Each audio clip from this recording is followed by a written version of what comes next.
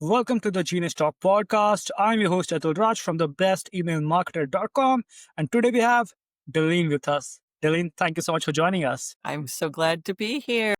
Great. Okay, so for our listeners who don't know you, can you tell them who you are and what do you do? Okay. My name's Dalene Courneya Allen. I live in Halifax, Nova Scotia, Canada, on the east coast of Canada. And we are 4 Atlantic provinces here. And our population base is likely only a couple of million people. But we have wonderful beaches and we have a very thriving small business community here that drives our economy. Many businesses have been, generations in the family. So lots of entrepreneurial spirit here in Atlantic Canada. And with the world today, population wise, we're accepting a lot of people, immigrants, to come to Canada. And what I love is the fact that they bring fresh ideas. They see opportunities that local people don't see. And so if you're looking to come to Canada, reach out. I would love to help you understand how we network here. Okay, that's awesome because I have lots of my family relatives living in Canada. Okay, so I'm curious, like what inspired you to launch networking in Nashville? Okay. I drive by a group of high school students many days when I'm up and out of the house that early. There's about 20 of them waiting for the school bus to pick them up to take them to school. And none of them are looking at each other. They're all talking on their phones, so they're not communicating. And so even though we sleep with those devices, have we lost the art of human connection? I think after our global pandemic, we're all craving human connection more than ever. Yeah, totally agree with that. Yeah. So Yes, I'm listening. my mission is to help that generation realize there's a lot they can learn when they actually connect face to face. Okay. And like in your first business, you have raised 5 million in annual sales through referrals. So how did you make that happen? I had a fear when I started my very first business because it was a home-based business. It wasn't a bricks and mortar. I didn't have a location. The thought of handing out a business card really intimidated me as much as talking to a stranger intimidated me. And yet my goals and my dreams were big enough that I knew I had to overcome that fear. When the pain of remaining the same is worse than the pain of change, you'll do something about it. So I was the worst networker ever. Would like throw cards at people. I wouldn't even tell them who I was. So I learned everything that didn't work. I could write a book about that, but I turned it into learning what I could do. I wasn't shy to ask for help when I saw somebody in a networking event who looked like they understood what they were doing. I'd follow them around. And luckily, most people, it's like, wow, I'm impressed by what you do. Is there any way that you could help me? And I find most people are good. And so luckily with those people, I really learned how. I joined a mastermind group, which also I believe that coaching makes a difference, and learning from people in positions that you would like to be in, that you can learn a lot from other people. And that's usually, you can do it on social media today. You can build $1 million business and never leave home. But it's still more rewarding when we're really connecting with people. We're connecting here on Zoom today. It's the next best thing to in person, but there's nothing that will ever beat in person. Exactly. So what do you believe are the most important principles for building authentic professional connection today? Well, what I like to do every morning before I start work is I go to my social media platforms that I'm active on. I particularly like LinkedIn, and I'll go in and I'll make one new connection a day. I'm going to look at their profile. When was the last time you updated yours and the photo there? And is there a human side to you, or is there just your experience? When you have your humanity or your goals, your dreams, your accomplishments, but something that shows more than just your skills and your education, something that could be kind of fun. Not too long ago, I met a young man and his profile started, my entrepreneurial journey started at the age of 6 years old with my first lemonade stand. His parents took him to Costco, a big wholesaler here of groceries and clothing and things like that. And they bought all of what he needed to have his lemonade stand. And they kept the receipt. And they said to him at the time, this is the cost of doing business. Well, he was excited about a lemonade stand. He didn't know what the receipt was all about. His parents really helped him, got the neighborhood encouraged. He did really, really well. So excited at the end of his lemonade stand when he's counting his money, thinking, yay, I can go buy a game or something, right? And his parents brought out the receipt and said, this is the cost of doing business. And he's like, what? They deducted the cost of doing business from his profit. And he was kind of like thinking his parents were doing him wrong. And they said, Yeah. no, there's a cost. And so he said, from the age of 6, profit is my favorite word. Now, does your profile have as much personality? He and I have connected and have done some business, and it's just a joy. So if I make one new connection a day on the social media platform, I'm active on. That's 5 in the run of a week, 20 in the run of a month. Over 6 months, you just made 120 new connections. If you work on the sales basis of 80/20, 20% of that is 24 new clients. Wow. Yeah. I am the queen of little things. So how did I build a business? My best year was 6 million, average 5 million. Word of mouth, referrals. The game I played, if I was in front of you when you were a client, we were doing business. If I didn't get a referral from you, I had to go hand out a card to a stranger. I could get a referral from anybody. Okay. And Yeah. you build today what is called social capital when you can be of value first. And so I would say to people, and this also speaks to your profiles on social media, what does your email signature say about you? And what do you do when you're actually talking to people in person? So I would say to anybody that I was dealing with, thank you so much for your business. I sure hope you know how much I appreciate your support.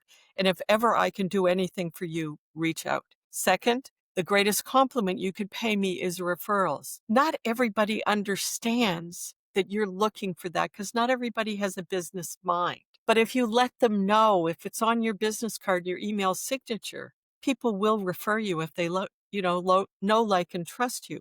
Third, Mhm. if ever I can help you with anything personally or professionally, reach out. I know a lot of people. I sold my first business, that one that got to 6 million, averaged 5 million about 10 years ago. And a client that I had done business with for years called me about 3 years ago and she said, Dalene, I was going to press Google. I need 3 things. And then she said, I'm going to try Dalene's phone number. She could remember my phone number. Okay. She could remember my phone call. We had a wonderful chat. I knew the whole family. I'd done business with this person for years. And she said, Dalene, I was going to press Google, but then I thought I need to call Dalene. I'd like to talk to her. I'd like to catch up with her. And sure enough, the 3 things she was looking for on Google, I could help her with. I made 3 introductions and she said, why press Google? Call Dalene. Do you have that relationship with your clients? Can they count on you? Right? When we're looking for, when we think of a high-end client, the concierge service that they likely get with other businesses, how people keep them top of mind because every form of communication with that person is another opportunity to keep you top of mind. But when you do it from the value perspective or what we refer to as social capital today, Mhm. that's priceless. Money can't buy that. Yeah. Okay, so what are the some common mistake people make when they're trying to network and how can they avoid them? Well, first of all, we go to a networking event, hands up. We're all there to sell something. Amy Cuddy does a wonderful TED Talk. She's done umpteen, but she does one on trust. And one of the things that really resonated with me when I heard this TED Talk was people do not hear a word you say unless they trust you. Hmm. So Yeah. you kind of think, well, I might as well not talk if they don't hear a word I say until they trust me. So then I started to say, well, what if I just ask them questions? Yeah. Like, hi, my name's Dalene. And if somebody ever comes up to me at networking and says, oh, hi, I'm so and so, nice to meet you. What's your name? Or if we have name badges on it. And then they'll say, well, tell me what you do. I said, no, I want to hear about you first. Because if you listen to them first, and if you're good, you learn that prior planning prevents poor performance. You think of a few questions that you could ask that person that can direct the conversation to what you do. So if you say, okay, well, tell me something you're excited about. Are you working on a project that, has really got you pumped? And once they start talking, you learn a lot about people. You learn whether they're trying the hard sell, because to me, there's no way you can close a sale at a networking event with a brand new person. Now, maybe if it's somebody you know and you've been in communication, you're going to go have a coffee or drink after that networking event and see if but it's the interaction that you have that makes people want to hear more. Sam Horn is another person that does some amazing TED Talks. Her company is the Intrigue Agency. And she says, if you will sit there today while you're listening, yeah, and do what you're doing right now, you're squinting. That's confusion because you're going, oh, what's going on here? Whereas if you ask a question like, would you, a friend, or a business associate need to network, but the thought of it makes you feel nervous. So if I Yeah. asked you that question, what would you say? You, a friend, or a business associate need to network, but the thought of it creates anxiety. How are you feeling? It's like, wow, okay. Do you need to network, Atul? Yeah. Yeah. Okay. When your eyebrows go up, it means we have connection, Mhm. right? That you're interested. My next question would be, imagine if you could actually enjoy networking and get business from it. That's what I do. I teach people how to fill the sales funnel faster Mhm. with a better quality referral that will spend more money and stay with you longer because of trust. Could you get excited about that? Of course. Yeah. When you learn the art of asking questions, magic happens. Okay. By the way, who are your ideal clients? Like, who do you help? Well, at this point in my life, I love giving back. I work with a lot of our local universities. You know, between high school, post secondary education, those are your connections that 20 years from now could be of value. Because if you think back to friends that you had in high school or university, college, whatever, okay, get connected to as many of them as possible. Really, whether they're friends or not, stay with those warm connections. In Canada, CBC, our broadcasting corporation, said that by the time somebody reaches the age of 28 years old in Canada, they know the most people they'll ever know in their whole life. Now, you and I meet a lot of new people. And Yeah. I thought when I heard that, that is sad. But think about it. After high school, how many do you really keep in touch with? After university, how many do you keep in touch with? Then you get a job, you have that job family. Then you Mhm. get married. So then the circle becomes smaller and smaller and smaller. I meet 50 people a week. It's like when I think if I had gone back to just, high school and post secondary and I didn't keep in touch with those people, it's like I'm missing out. Mhm. Those are the people that knew you before, right? Before Mhm. we became anything else. And their parents, if you socialized and visited your friends' parents, people overlook their warm connections. Now, Mhm. I meet so many people who move to Canada from other countries, and what I say to them is go back while your connections are still warm and find out who they know in Canada. Because most of us know more people than we know. And if it is our warm connections, the people that do love us, okay, who are willing to help. I mean, don't talk to the ones you don't talk to, but okay, you never know what they're going to say. But the fact of the matter is, those warm connections will open doors that many other people won't.